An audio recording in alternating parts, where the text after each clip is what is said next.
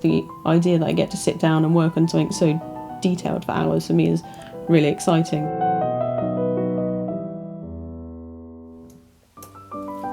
Usually start a piece by getting some reference photos together, doing a few quick lively sketches before then trying to put them all together into one drawing that will work as embroidery as well as an illustration piece.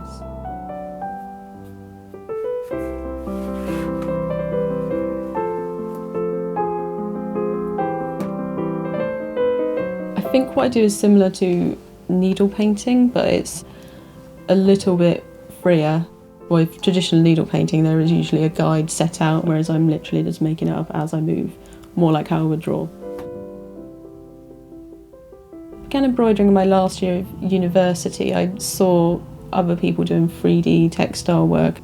I became quite jealous of how freeing the format seemed to be compared to my own work at the time in pencil and ink, which was very restrained. And the idea of just throwing that out the window and just working with textiles and kind of making it up as I went along was really refreshing.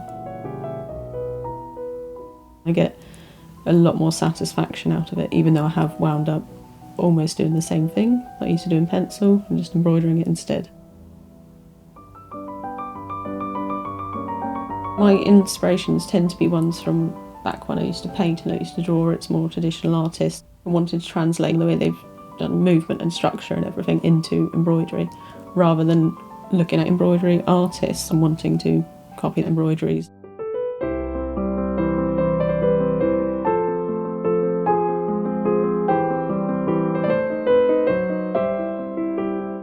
I've done a few book covers. I did one for the BFI back when I originally graduated, and since then I've done a couple for Penguin and Viking. The Bronte cover is probably the biggest piece of work I've ever done.